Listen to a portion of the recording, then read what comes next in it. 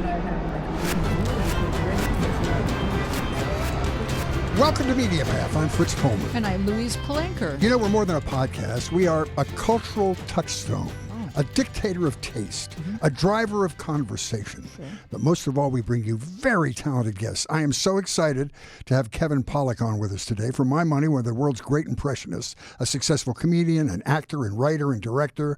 You remember him from The Usual Suspects, A Few Good Men, and credits too many to list, and we'll talk more about that later. All kinds of film credits and TV credits, including The Marvelous Mrs. Maisel, a wonderful show that ran 5 seasons. Right now he's doing a podcast called Mrs. Maisel Rewatch, and we're going to talk to Kevin about that, and he'll be along very shortly.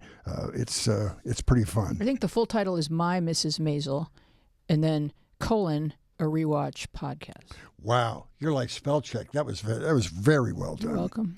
Okay. But we're going to have a good time. Anyway, Weezy, what do you have for us? Oh, yes. So I've been watching the TV, and I've been watching Girls on the Bus. It is loosely based on a book by Amy Chozick called Chasing Hillary. The book is a memoir of Amy's almost 10-year journey chronicling for the New York Times Hillary's attempt to become her first female president. Along that path, Amy gets married. She strives towards the upper echelons of political journalism and considers freezing her eggs until after the 2016 campaign. Thus are the confounding challenges of any woman who seeks a career and a family, as did Hillary. Although inspired by the book, the series is pure fiction. The candidates, their staffs, the girls on the bus, all fictional.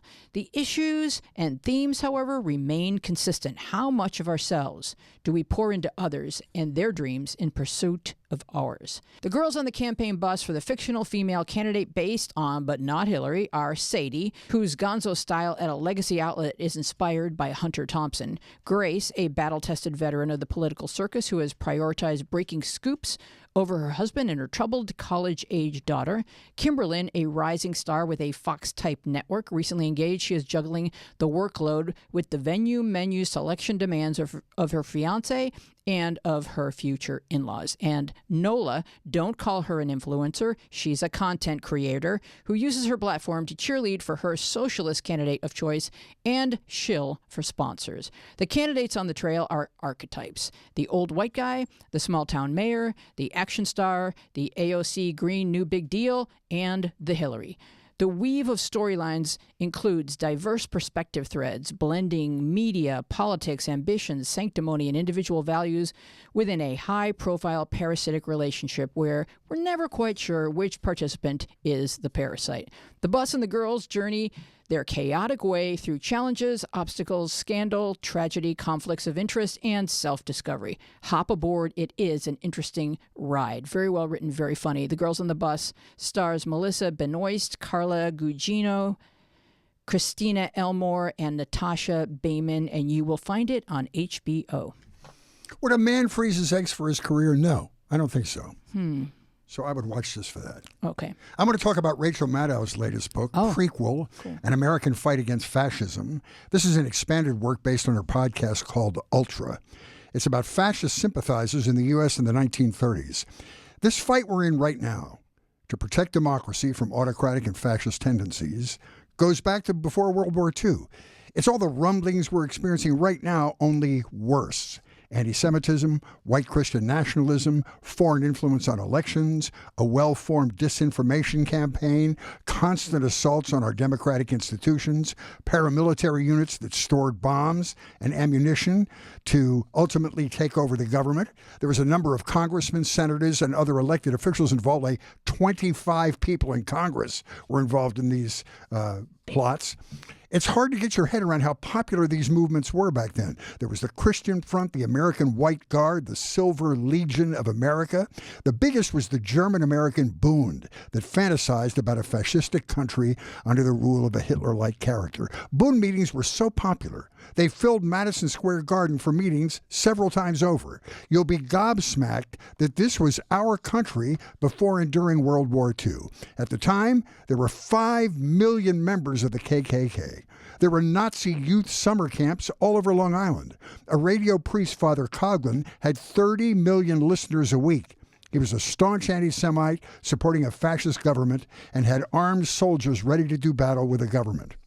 But thankfully, there was a handful of patriotic activists and journalists who were able to uncover these plots, engage the Department of Justice, and get many of the plotters indicted and tried. If you're somebody like me, who sits at home fretting over whether we're going to survive this dark turmoil that we're in right now, you need to read this book, because you'll learn that we've been here before. And even though we've been farther down the rabbit hole, somehow we're able to survive. It's a really well-written piece of work from her. She is doing such important work. All right, let's bring Kevin Pollak in here. Oh, yay. Before it's time to feed his cats. For my money, one of the great impressionists, one of the few comedians able to successfully transition from stand-up to a wonderful movie and TV career. He was in The Usual Suspects, which I think is one of the most interesting plots ever put in a movie. A Few Good Men, Willow, American Crime Story, and The Marvelous Mrs. Maisel. If you're a fan of the 5 spectacular seasons of Mrs. Maisel, you're going to love Kevin's new podcast, Mrs. Maisel Rewatch. Fans get to listen to Kevin have conversations with co-stars and others involved in the show as they reflect back on particular episodes they liked. He gets really granular, too. It's getting into the process, the shooting, the acting, the production. It's fun for anybody interested in the business. Welcome, Kevin Pollak. Why, hello there. All right, Kevin. Thank you for plugging Ye Old Podcast. Oh, no, you're great. You're a great conversationalist. They're very interesting. Its proper title, of course, My Mrs. Maisel Pod.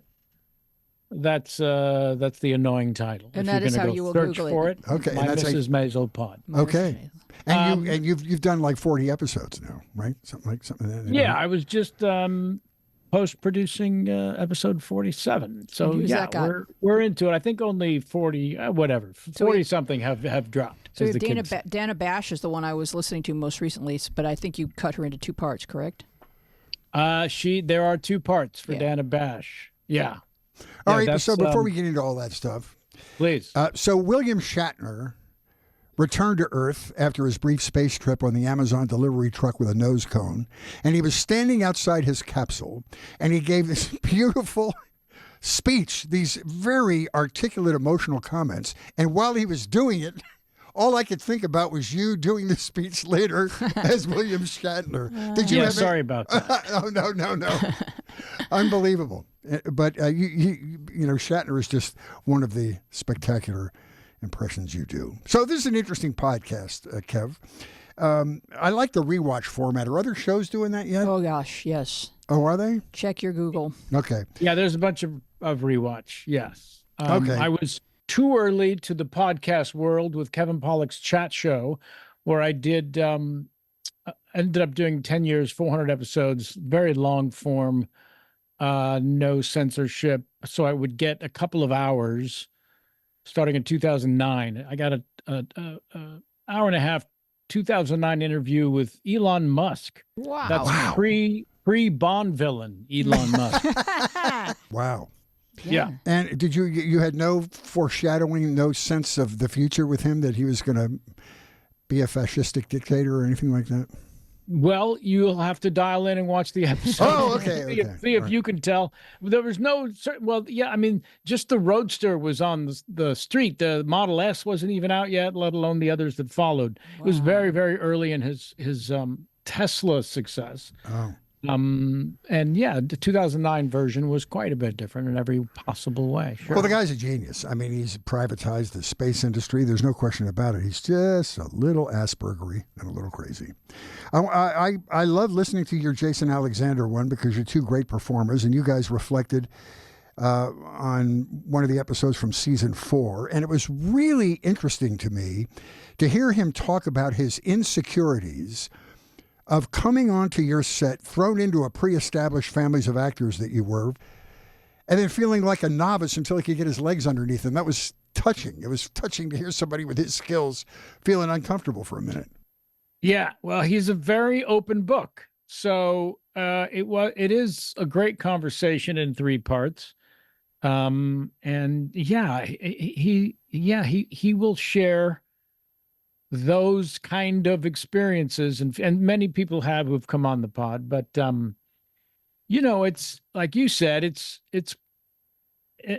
potentially entertaining, but certainly instructional, educational listening for anyone interested in a career in front of a camera. And hearing Jason Alexander, of all people, talk about the odd feeling of joining someone else's circus. It's a long-standing tradition. My favorite, Brian Doyle Murray, was a longtime neighbor, and I told him I was reoccurring on a television show, and he said, "Oh yeah, I love reoccurring. They're always happy to see you." That is Well, you guys talked about acting stuff, and it was so fascinating to listen you talk about the blocking and the oneer doing a long scene with one camera and all that. Even people who are not as familiar with the show, with the 5 seasons, but who are interested in the mechanics of acting on television, it's really instructive, I think. Yeah, I think so too. And a lot of conversations I think are going to be quite useful to students of maybe in front of or behind, because I ended up talking to two-parter with David Mullen, who was the multiple Emmy Award-winning cinematographer of the show, but also our multi-Emmy Award-winning wardrobe genius, and casting and the production design, all these people who won so many awards over the years for the show, behind the camera. So those are sort of fascinating, in my opinion, as well. Yeah. Well, you can boast a 4.9 review average on Apple, and I think that the missing 0.1 may be due to an E. Herman in Novi, Michigan, who wrote, "Kevin is really good at interviewing the cast and crew of Mrs. Maisel. I look forward to a new episode every week, exclamation point, keep it going, exclamation point," and then he gives you a 1 star. So, E. Herman, if you are listening, please amend so that your star rating matches your kind and enthusiastic words. Yeah. Last I heard, we were 5.0. So, it would be great if he does, or if they do feel that way. My goodness gracious. Thank you. Yes, please correct it. Call your grandson, and he'll help you. He'll walk you through it. There you go. So this is a beautiful show, and expensive, I'm guessing. The sets, the period wardrobe, the choreography of singing and dancing. It's like a Broadway production. And I heard you say, I think I heard this right, it takes 3 weeks to do one episode. Is that true? Well, we often had the luxury of 14 days. Yeah, so 3 shoot weeks. But it was just the money that had been found in the couch cushions of Bezos that morning as an Amazon show. But yeah, we had such success right out of the chute to break through the noise of over 700 scripted television programs on all the various platforms, let alone become this worldwide sensation, and then go on to pick up 22 Emmys in such a short run. In fact, we picked up 20 in the first 3 seasons. It was kind of insane. You just want to do good work, and you get those scripts, and you can't believe this cast and all these geniuses we've spoken about as the department heads, but then to find an audience worldwide for a very, what on paper, niche story has been quite a shock. And it's a New York Jewish show. Yeah. So the cadence, when we were shooting, writing, everything about it is that way, and it's fun. And that's what makes the jokes crackle, and everything about it, I think, comes from that. But there's a universality to what it is, and it's also kind of comedy fan fiction. If a woman had appeared on the scene who had been able to cut through the way that she did, we're seeing the cast of characters that would have existed had she been there. And so it feels, I don't know, it just feels therapeutic for any woman who has strived to be something somewhere. And I want to comment on the set design, because the detail is so accurate in your shop where you work in the schmata industry. Schmata is clothing, for those of you that don't speak Yiddish, which I would assume is most of you. But my dad was a furrier in Buffalo, and don't judge, it was an age before Polar Fleece and rich people were very cold. But the women But the women in the shop in my dad's shop were Italian and Polish immigrants sitting at the lines of sewing machines, and they would wear a brightly patterned pink smock on top of a different brightly patterned print dress. And you had never seen that vivid array of patterns, ever before or since. And then watching it in your show, it was like, I hadn't thought about that in 30 years. Oh, that's great. Yeah, and so the way, I don't know how your set designers got enough photographs or enough research and were able to fill each frame with so much accuracy, and that's just so deeply evocative. Can you speak to that? What it felt like to walk on the set every day? Yes, the attention to detail was more involved and mesmerizing and intimidating all on a daily basis. Yeah. But you felt like you were in the hands of truly one-of-a-kind creative people who, as you mentioned, had the budget to fulfill those creative whims. There's a great many, you spoke of the word oneer. So that's a shot that doesn't cut from beginning to end of scene. There's no coverage. There's no close-ups. It's all one. And often this would happen 8 to 10 pages, which is a very long time for no cut, which means it was choreographed and rehearsed like a play. And Amy Sherman Paladino, the creator of the show, and really our ringleader of this particular circus, she found a love and then devotion to the oneer. So throughout the seasons and series, they continue to evolve to the point where, as a viewer, you may not even be aware that there's been no cut for the last 7 minutes. And it's a very unusual aspect of the show. Hard on the actors, I'm guessing. Well, for the other actors who have a ton of theater experience, not as hard at all. To this stand-up comedian with no formal training as an actor, just a fairly impressive body of work, but no training. It was very intimidating and something I had to learn very, very quickly. None of us, as I talk a lot on the podcast, and in terms of everyone chiming in and agreeing, none of us just wanted to make sure we weren't the one who spoiled the take, right? So you've got 14 moving parts in this 8-minute scene, and you just don't want to be the reason. Back to ones, we would take turns doing it, of course, but ultimately no one wanted to be the reason. An exhausted Steadicam operator, I'm sure. Jim McConkey, who's, remind me of someone's comment about Ginger Rogers doing everything Fred Astaire did, but backwards and in heels. I don't remember Jim being in heels often, but he really was one of the most impressive Steadicam operators I've worked with. Paint the picture. He's wearing it around his shoulders and waist and walking backwards, or is there a track? And no, there's no track. There's him. There's a person behind him as a sort of helping guide. But when we rehearse, he is doing everything we're doing, but he's going backwards. Wow. Yes. And swiveling side to side, sometimes letting us pass him, and then he trails us. And there's so many pieces to these oneers. And David Mullen, the cinematographer, at the head, forefront of these choreographed. You talked about Amy. Tell us about the Paladinos and their success before Maisel. Well, I guess their big hit prior was the Gilmore Girls.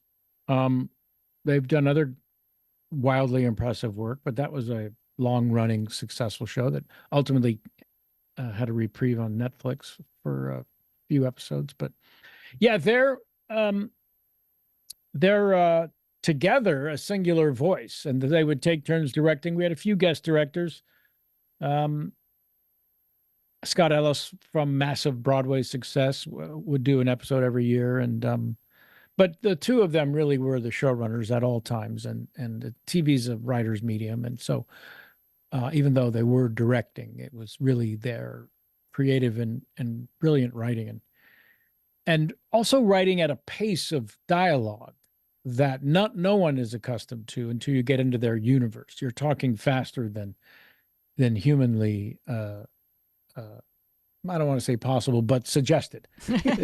Advised.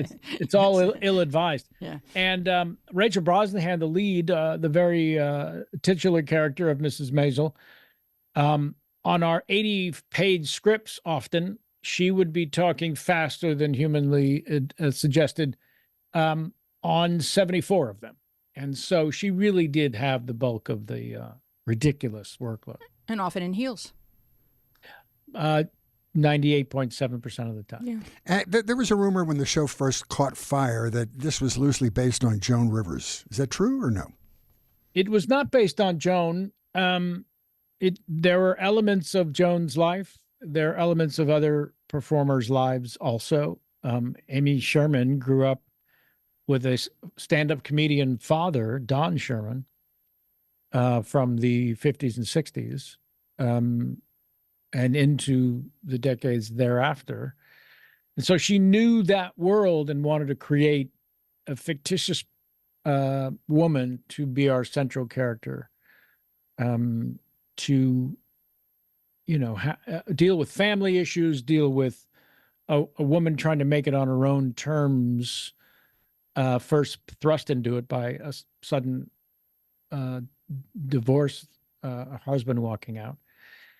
But then really taking on this career that wasn't a viable option for women in 1958, I think, when the story starts. And there were a few, but this show does not follow any of their stories. It's fictionalized, some of which based on actual living people. And there's a Lenny Bruce character, of course, Luke Kirby, the brilliant actor, two-time Emmy winner himself. For my money, the best Lenny Bruce interpretation that has ever been. Wow. Not even close. He's brilliant, yeah. You answered one of my other questions with Amy having a father who was a stand-up, so she knew the rhythm, she knew from whence the material came. And up until Mrs. Maisel and up until Hacks, I had never really liked shows about stand-up. I thought they were too transparent, and I was too critical of them because they just weren't convincing to me. But your show, not only the stage stuff, but getting ready for it and being thrust into that world, having no experience, and Hacks, which is hysterical. The writing on that is funny. I'm a fan of those shows. If they treat it well, I respect them. Yeah.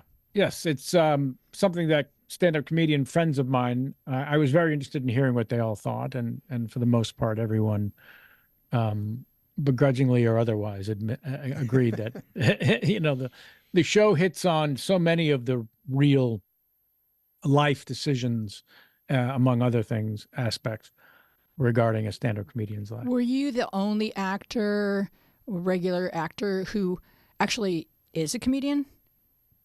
The only series regular, yes. In fact, our lead, again, Rachel Brosnahan, not only had not done much or any comedy, is not a terribly funny person, and she'd be the first to tell you that. And she was certainly the first to tell us. And it speaks to her brilliance as a dramatic actress, because there is so much drama on the show, but her ability to learn comedic rhythms, they are rather musical and lyrical, during those monologues, by working very closely with Amy Sherman and Dan on the pace and how not to play the funny, how not to play the punchlines, how not to play the joke, how to play the reality of someone having to deliver on stage. And many times her monologues were seemingly, or by design, stream of conscious for the character. She had to learn how to write and tell jokes. Yes. Yeah, and I give her credit. And I go into Starbucks every week before I come to the show and get a load of Starbucks. That's the only function I really serve here that people appreciate, is that I stop at Starbucks before and I bring them up. But when I go in there, the manager of the Starbucks, his name is Luther. If you're listening, Luther, shout out. He always wants to know who's on the show. And I said, well, this week we have Kevin Pollak from Mrs. Maisel. And he goes, God, I just love Rachel Brosnahan. She's going to be Lois Lane in the new Superman movie. I said, you're telling me something I didn't know. Did you know that? Oh, yes. Yeah. Oh. We was celebrated among the cast. We have a family text thread that we are celebrating each other constantly. And we haven't, we finished shooting over about a year and a half ago. And just yesterday with the eclipse, we were all full of jokes and shared experiences. By the way, my favorite thing about the eclipse was watching the larger news organizations, the 24-hour models, and how they would have a field reporter in each step along the path of the eclipse. And every time they would go to a new city, the field reporter would invariably get to the magic moment of the totality and say, I'm without words. I'm sorry. I'm pretty sure this is the poster moment for you have one job. Words. Words are your job. Yeah. I have no and words. in 7 of the 8 cities, they all had foreign correspondents, and it was cloudy and they couldn't see anything, which was odd. All right. So you had several great moments. As you said, Jason seems to be like an open book with his emotions and everything. But you had an interesting talk about the revelation you often have when you work with somebody on the show who may not have shown that side of their skills. And you mentioned Jane Lynch in particular, somebody who you didn't think was that good or couldn't do those chops. Or I just enjoyed that. Like even you skilled show business people. Oh, there's an eclipse right there. Well done, Andy. When the cattail passes between the camera and the guest. Yeah, I'm without words, Andy. Yeah, so the comment on Jane, let's get back to Luther and the shout out for a moment. Yeah, my least favorite moment of the retelling of that magical moment was when you mentioned to Luther who was on the show, and he was just excited about Rachel Brosnahan, as opposed to me. No. I didn't say your name right away because I didn't want to, crack your privacy. And then I told him. And I said that you're a close friend of mine, and you and I have a financial and an emotional relationship. And then that's right. Oh, goodness. That's right. Do say more. So the comment of Jane Lynch was not that I didn't know she could do it. It's that the show did allow certain performers, in her case, the character she played, Sophie Lennon, was, I feel like it's not just a personal inner thought that we actors are as good as our the material we're allowed to do. We're as good as our opportunities. There's been moments that I've been allowed to shine in ways, and Maisel was one of them, that people might not have known, quote unquote, I was capable of. And the reason is because I just hadn't been given those opportunities. And that's how I felt about Jane in the character of Sophie Lennon. Again, she also won an Emmy for that. Is that it was really a depth of a dramatic character that I personally had not seen Jane do. And she became one of my absolute favorite actors on the show. Yeah, she's playing someone, and there's an ilk of comic who is always on stage in persona, or like Pee Wee Herman, for example. And you guys must know some of these people, and I'm wondering if that was true, the portrayal of someone who has to be somebody else to the public, if their actual personality becomes hard and caustic because of that effort. Yes, I mean, it's careful what you wish for people who do, as you might say, hide behind a character on stage. Mm-hmm. I've known several over the years, and it becomes a point during the height of the success of that on-stage persona that the off-stage person has a "oh no" moment. Yeah. I'm stuck. You guys You guys ran headlong into COVID, and you and Jason were talking about having to do table reads over Zoom, which must be just awful. Well, the awful part about COVID, of course, is that so many people's families and lives were put in harm's way, and many deaths, millions, and so it is difficult for me to ever complain about anything to do with show business. I'm not even sure it's a job. So the difficult nature was shutting down for almost a year. That in the middle of this incredibly fun and exciting and successful run. That was just frustrating. But yeah, we found a way back, and people worked. We had our own COVID czar who built a larger, got us into a much larger soundstage and built an airflow system that replicated the outdoors. And if you remember, there came a point about a year into the COVID situation where it was the common belief that you were pretty damn safe outdoors. Mm-hmm. So yeah, that helped us get back to work. So on your show, or maybe on every Rewatch show, this is the routine where not just the guest, but you rewatch an episode. And so I would imagine you're learning a lot or able to receive it differently with some time having passed. Oh, yeah. And then knowing that you're going to be discussing it on a granular level. So tell us about some of the discoveries. Well, like any movie you haven't seen in years and you watch it again and you notice things, right? It's similar to that. So especially when you're the one doing it, many of us don't watch things that we're in. So for a lot of the guests, forcing them to watch themselves was interesting. I actually go the other way. Everything I've ever done plays on a continuous loop in my house on 7 different screens. I can't get enough. Sometimes people will come over and I'll ask them to get out of the way. So yeah, it is, you do find hidden gems within that fast talking that you missed on the page in the table read. And often they would shoot scenes I just wasn't in.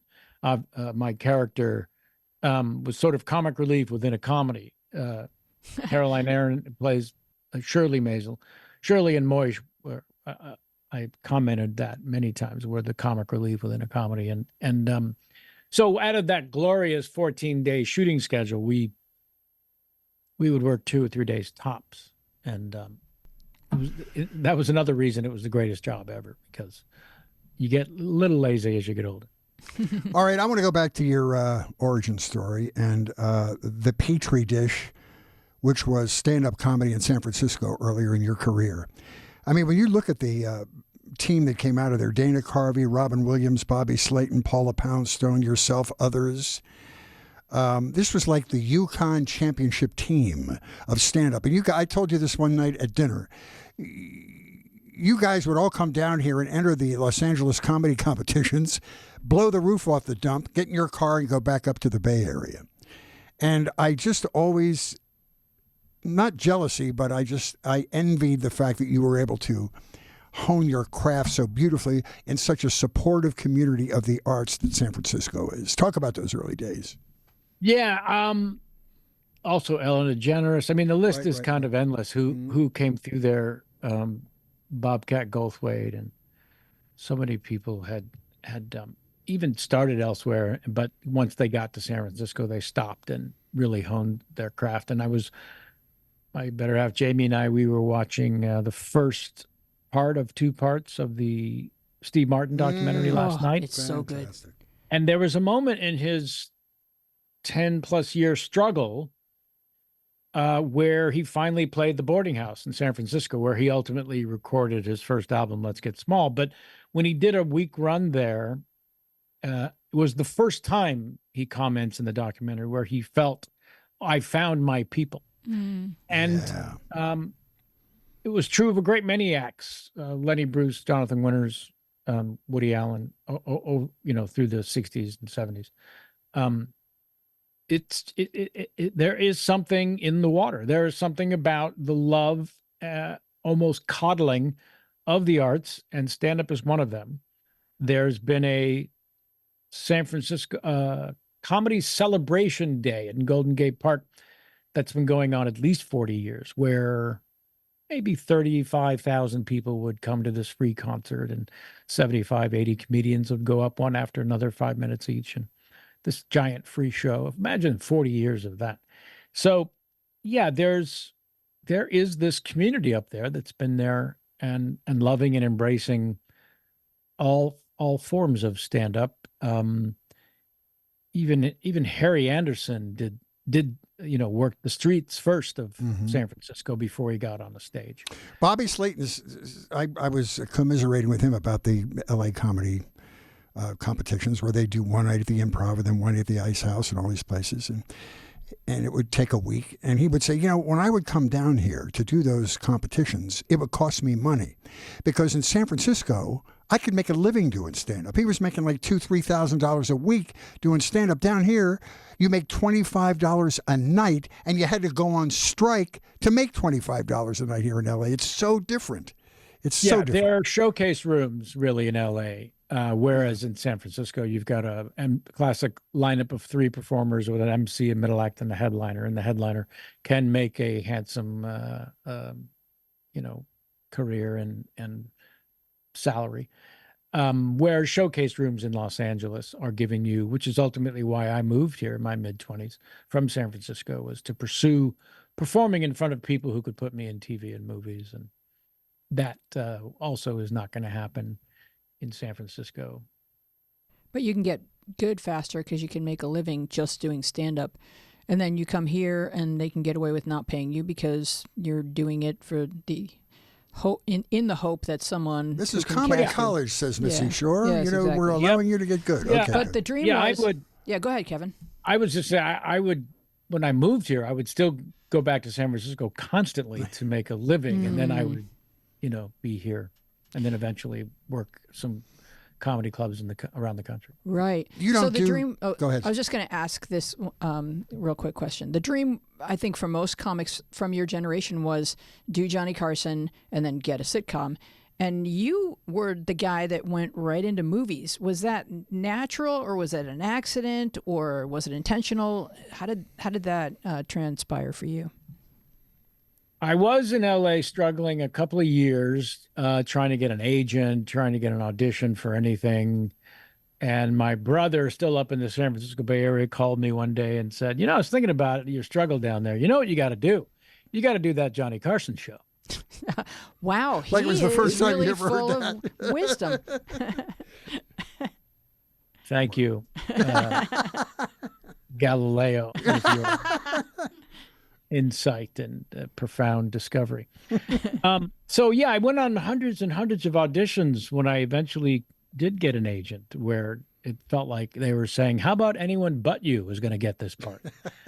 And really, in those early days, you were going to take, in a celebration, you were going to take any job that came your way, that worked out your way. I remember before I got Avalon, the Barry Levinson, very Jewy saga,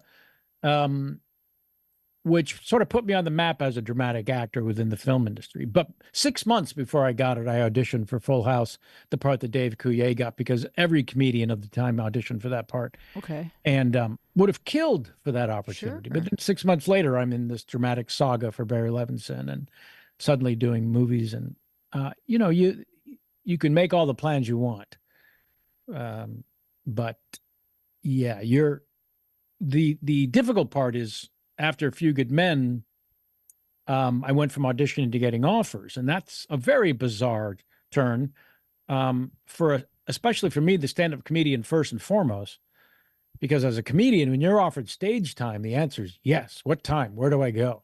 So as an actor, suddenly getting offers, it was yes. What time? Where do I go? And then the agent was like, well, maybe we should read the script first and then decide if this is something you should be doing. Well, you worked with Barry Levinson, who was a great comedy writer, worked with Mel Brooks and all those people. Is it more comfortable for you to work with somebody who has a good comedic sense and you trust your work with them? I think it was more comfortable for him. He loves to have a comedian in his movies. If you look back, he had at least one stand-up in almost every movie he ever directed, especially the ones he wrote and directed. Even when Robin Williams is a central character in Good Morning Vietnam, he's also got Robert Wool, a comedian, in a smaller supporting role. Yeah. But so he always loved having a comedian. He started out as a comedian, a comedy team with him and Craig T. Nelson in the coffee houses of the 60s. And so, yeah, I loved being around the set and spritzing with him like two comics. But I was way more fortunate that in this all-important first dramatic role, I was working with a writer-director in Barry Levinson who hated seeing acting. He wanted everything to look and feel spontaneous, which fortunately for me was all I could do. I had no technique.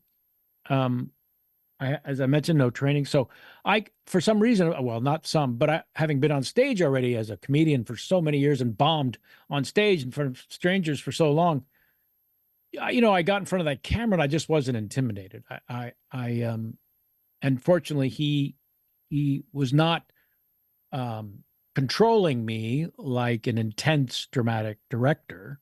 So yes, the fact that he had a comedic background helped me a great, great deal. Have you found yourself on a set with someone whose impression you do? Oh yeah.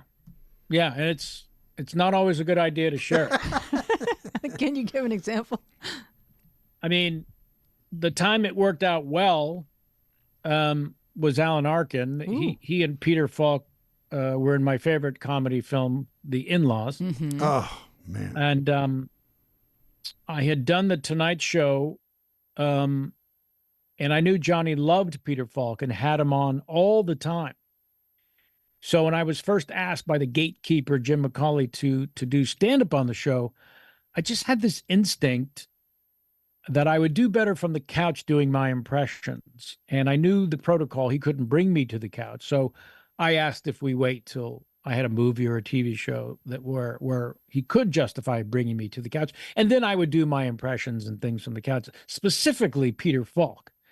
Because again, I knew Johnny loved him and had Peter on during the Columbo run several times a year. Yeah. Sure enough,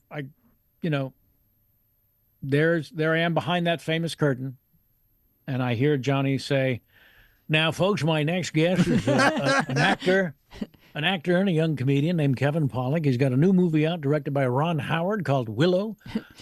Please welcome Kevin Pollak." I came out and I sat next to the king.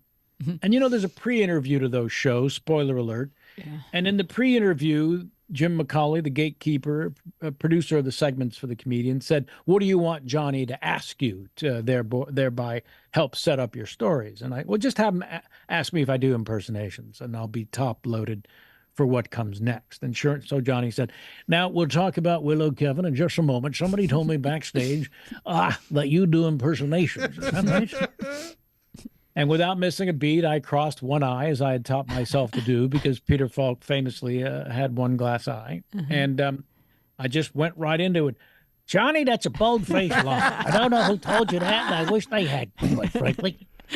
And he, as I had predicted, was howling, laughing so hard, and invited me back to be a guest on the show 2-3 times a year until he retired. Oh. And I'm convinced it's that's because kind of I a knew. heroin you can't explain to other people when the boss goes nuts over your set. Yeah. Boy. Yeah, but then running into Peter Falk at the produce section at Ralph's a week later, and he accosted me by the carrots saying, "How do you do that with your arm?" Me, I understand, but how do you do that? Really? Oh, yes.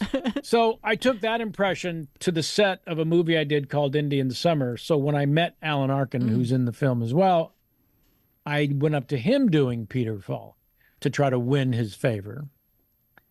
And he said, "Oh, my God, that's unbelievable. Do you know Peter? That's crazy. That's not Peter in movies or television. That's him in the kitchen. That's crazy." So then I eventually learned how to do Alan.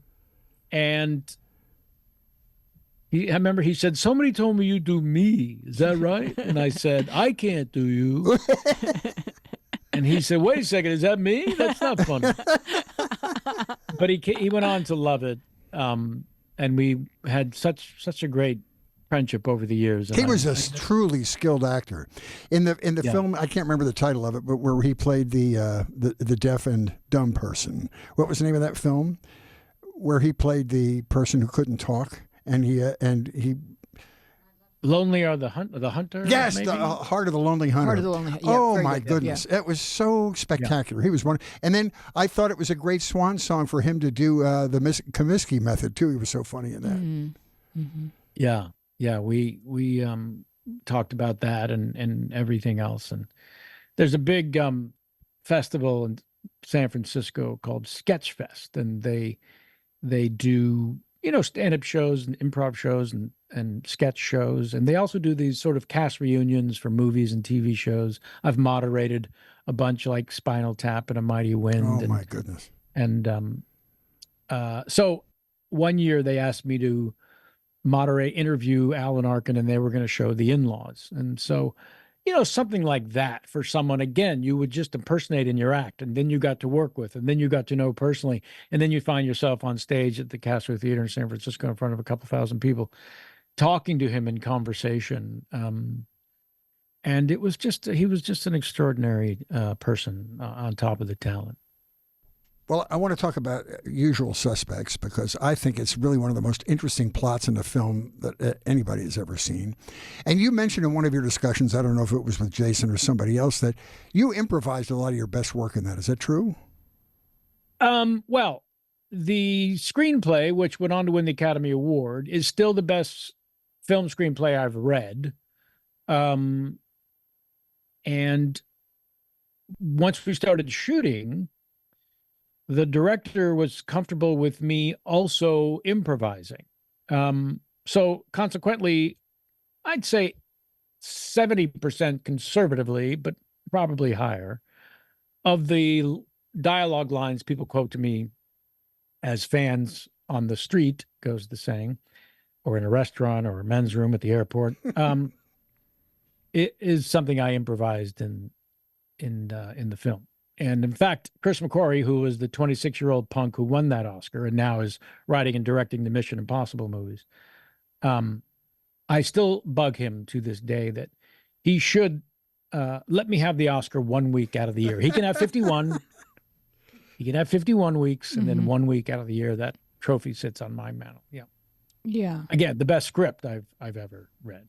Wow. Not to take anything away, but just for example, in the first moments of the film when the suspects are being rounded up individually before the lineup, they see each one of us getting arrested, and my character is working on a car. He's working on the side mirror with a screwdriver, and the garage door behind him opens up, and 5 officers rush in, guns drawn, and I see them through this side mirror.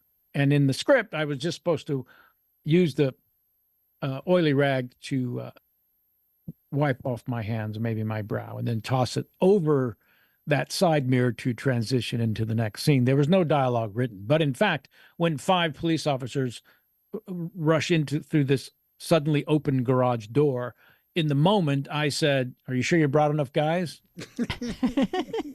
And that's in the film. So just one example of. That's beautiful.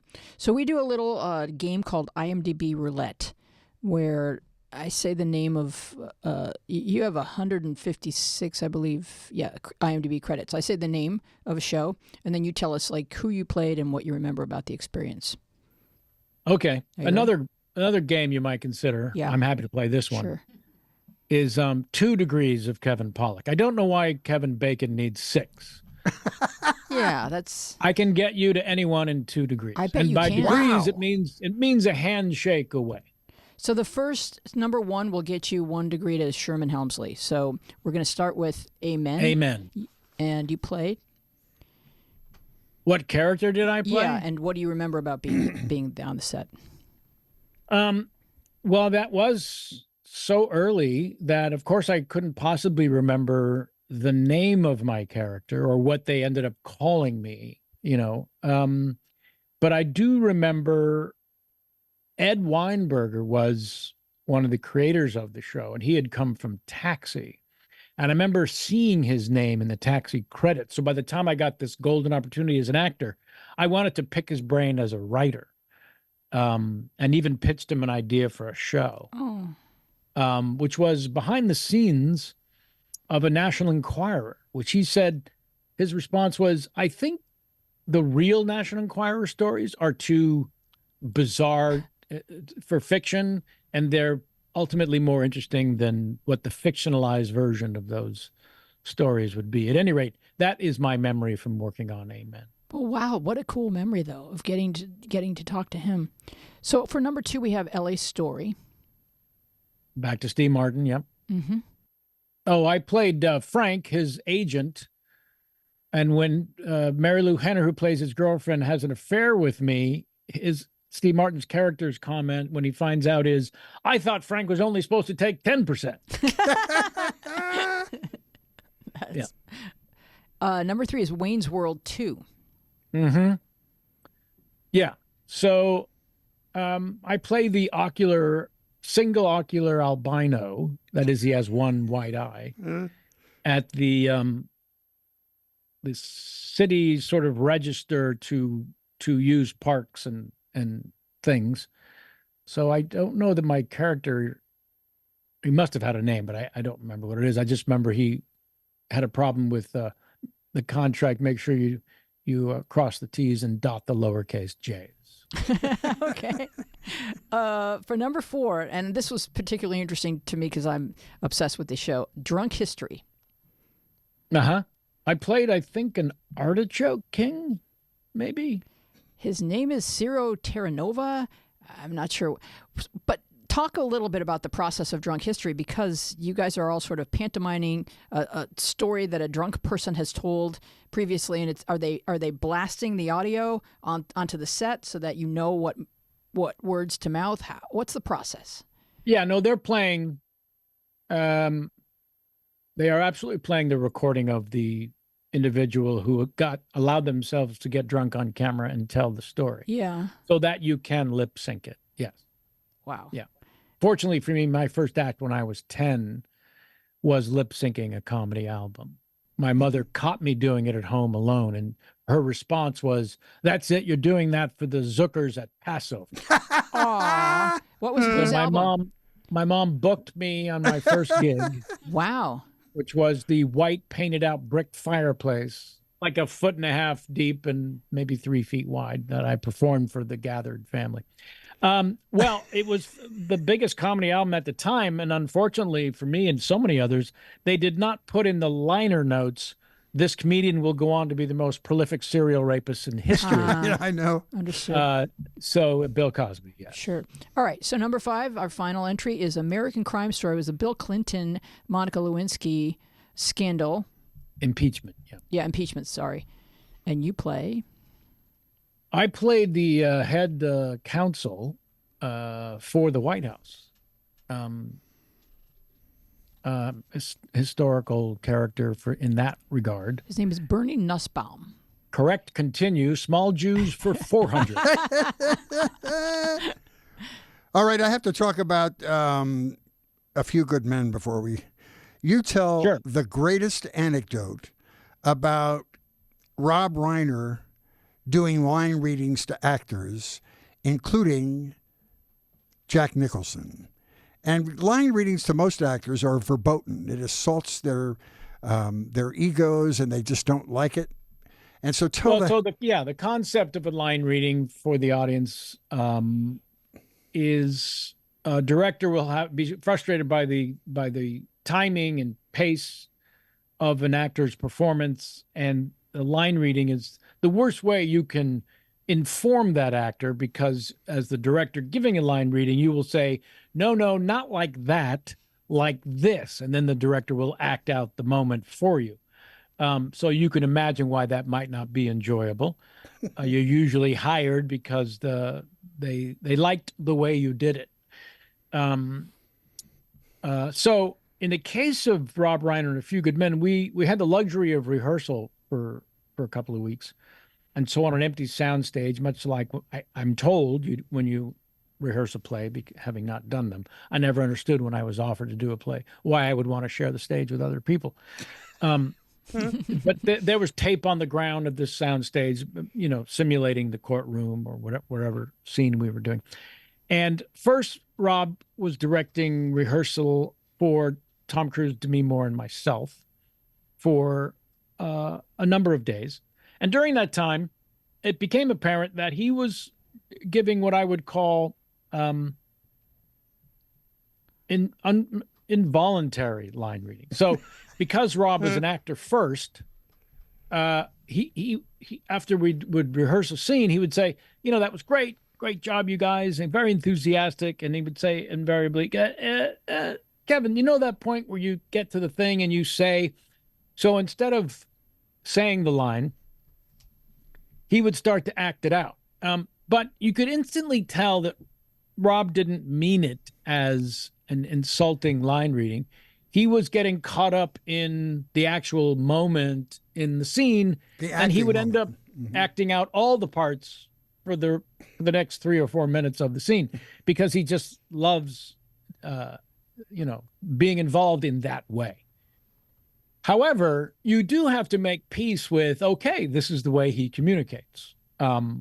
He will share his enthusiasm for the scene and the moment and the thing, not as a way to correct your performance, but let you know what's inside of his head, the musical rhythm of dialogue. So when Jack finally joined us for rehearsal, and Jack was a lot more of a goofball than I anticipated. He was, I expected someone that successful and that cool. He was cool to already 5 generations by the time I worked with him. I'm not even sure how the math works, but he was so cool. I thought someone like that would be aloof. You'd have to talk about him, not to him. But he was the most approachable and gregarious mega star I've ever met. So a real sweet man and goofball and funny and all of that. So the very first time we're in rehearsal, and he is, in fact, rehearsing what would become famous soliloquy with the line, "You can't handle the truth" in it. He finishes doing it. And I will say, for a first-time rehearsal, he's 93% there. It's ridiculous. He's not finding it. He's there. But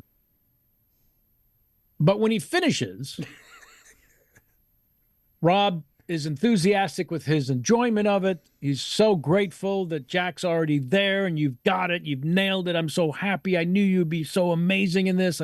But as Rob is offering up the the first part of the compliment sandwich, if you had an overhead camera looking down on the Tom, Demi, and I, and those 5 of us, you would probably see Tom, Demi, and I in a line. And as Rob is doing the first part of the compliment sandwich, you would overhead camera see the 3 of us take 2 steps back.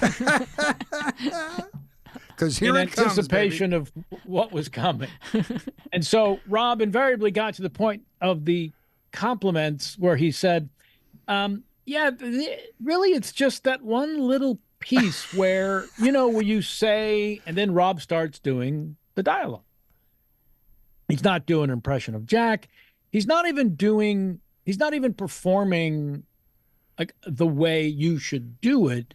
He's just the way you would tell a story. Remember when the guy said, "Don't touch the pickles until you get," he's not. Anyways, Tom, Demi, and I take a few steps back. Yep. Rob finishes giving his non-line reading, and we're waiting, and finally Jack, who's been seated this entire time and still is, says to Rob, "Yes, well, I guess I'm not there yet, huh?" Oh, man. Which I thought was a pretty effective way to communicate back to your director, we won't be doing this again. No. Yeah. Whoa. So that was it? That's the take that's in the film? Well, so that was during rehearsal, but when we were filming, he really was letter perfect every take. It was just astonishing. So Jack and Cruz and Demi, wow. I mean, was there an I'm Where's Waldo in that cast. You've got Kevin Bacon, Kiefer Sutherland. Is there an intimidation factor when you have to work under those circumstances? Beyond belief. And, again, if I hadn't been treated like an equal instantly by all of these massive stars, I don't know what it would have felt like and what I might have gone through. But to their credit, which I will never stop giving and celebrating and appreciating, they all from moment one, did not treat me like the new guy, which I was, as much as they did treat me like they treated each other, which was, I'm not even sure it was necessary. Well, you said in your conversation with Jason Alexander that you get that role because Jason is going to be doing a second season of Seinfeld. Yes, this is another a legend in lore, which I have shared happily. Yeah, I was doing another a 6-week summer series created by Rob Reiner and Christopher Guest called Morton and Hayes, about a comedy team in the 30s. This was in 91 or 90, and yeah, there was no original programming on during the summer, and so they would throw up these summer series that really were shows that the network had no interest in. They just paid for them, so they threw them up. But while we were shooting it, I was having lunch every day with Rob, and one day at lunch he said,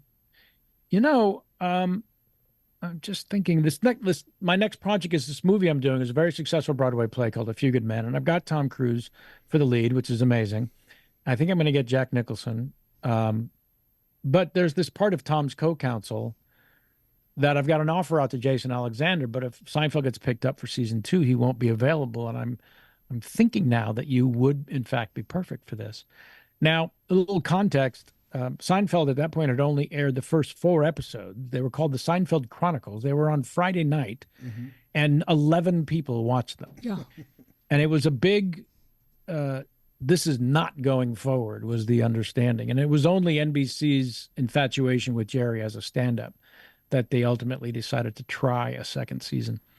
But after Rob said that to me, it was believed at the time that there was no way that show was going to go. But Rob's company, Castle Rock, was the producing entity of Seinfeld. You'll see it at the end of the credits of the show every time, the Lighthouse. And so he was hoping that the series would get picked up. So he was making backup plans, which is why he mentioned it to me.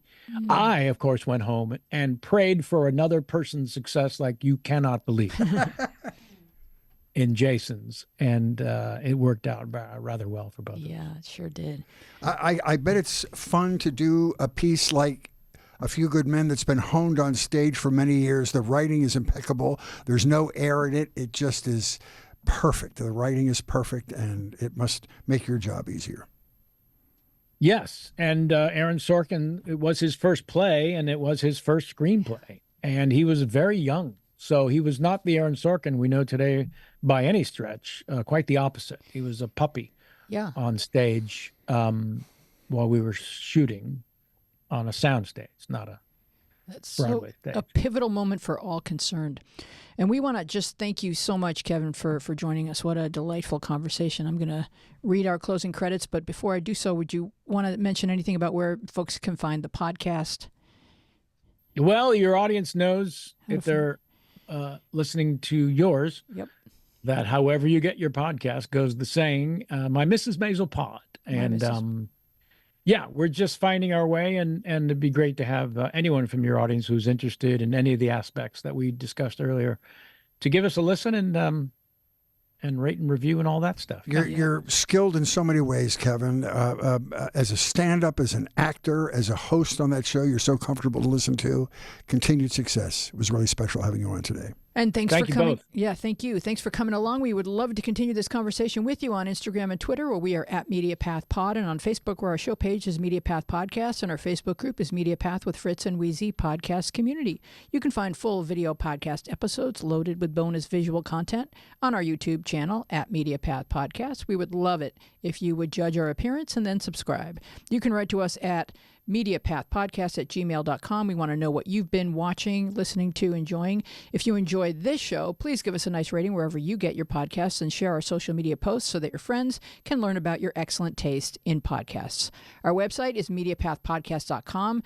It is a great place to browse around and find interesting episodes you may have missed. We also have a fun and sassy newsletter loaded with bonus photos and quizzes and more dish about our guests. All the newsletters are right there for you to enjoy on our website, or you can sign up to get your newsletter sent directly into your inbox, and we'll just send you one per week. We do understand healthy boundaries. We want to thank our wonderful guest, Kevin Pollak. Our team includes producer Dina Friedman, John Maddox, Bill Filipiak, Mason Brown, Garrett Arch, Jordan Reyes, and you. Our theme music is by me and John Maddox. I am Louise Palanker, here with Fritz Coleman and Kevin Pollak. Be well and wise, and we will see you along the media path. Excellent, Kev. Thank you so much. Hold your pose for 30 more seconds.